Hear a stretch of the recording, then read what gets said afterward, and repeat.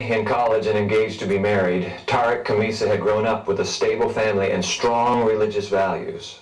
By contrast, Tony Hicks, age 14, had spent most of his life in the gang-dominated neighborhoods of South Central Los Angeles.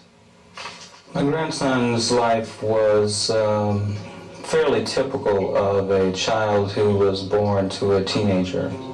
She had no experience in parenting, so she relied a great deal on my mom for assistance, her mother for assistance, me for assistance.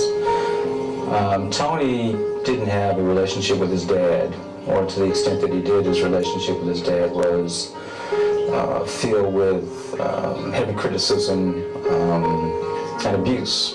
Along with the abuse he received from his father, Tony witnessed violence on the street at a very young age.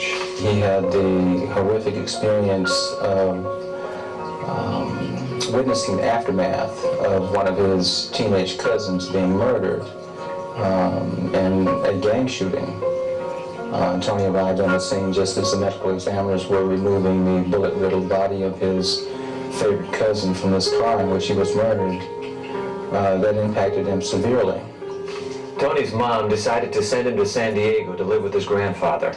For 5 years, Ples acted as a father to Tony, reading to him, playing ball with him, caring for his needs.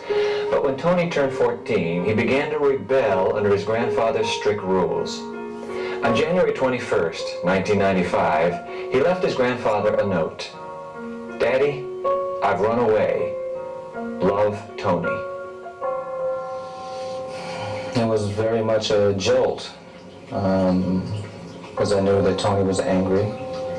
And when I found the note, the only thing I could do was my immediate response was to go out and try to find Tony. But then I called a friend of mine who recommended that I not do that.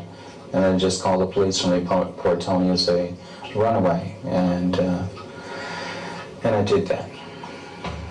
Tony ran away to join a new family, a gang. Antoine Pittman, the gang's 18-year-old leader, gave Tony a new name, Bones. Antoine, 2 other boys, and Tony, as the newly christened Bones, spent the day smoking pot, drinking alcohol, and partying.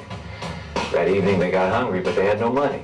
So they decided to order pizzas and have them delivered to a fake address, then rip off the delivery guy. At 9:30 p.m., they called DeMille's restaurant. Tariq Kamisa, about to call it a night, was asked to take one more order. Tariq went to deliver the pizza. He knocked on 4 doors. It was a small complex. And while he was knocking, the gang had gone around his car and also across the street. They asked him for the pizza, and he said no. And the 18-year-old told Bones, "Bust him, Bones." And at the point that he shot Tariq and his friends ran off, he was standing there for milliseconds, understanding that the guy he shot was dying. He knew he had done the worst thing he could ever do. He really wanted to help Tariq. I mean, the person that he is wanted to help this person he had just shot. And he could hear in the distance his friends telling him, "Run, run, run. Don't drop the gun." While waiting for word on his grandson's whereabouts, Ples Felix saw a news flash about a young pizza delivery man shot and killed in North Park. And at the time that I saw that, it washed a very, very bad feeling all over me, because I immediately sensed that Tony was out in the street somewhere. I didn't know where he was. And here, this evening, there's a murder that took place in North Park. It's just very, very bad foreboding for me. The story of a 14-year-old boy running away to join a gang and then shooting a young pizza delivery man is newsworthy, but unfortunately not unique. This story, however, takes a highly unusual turn. We'll find out what happened next when we come back.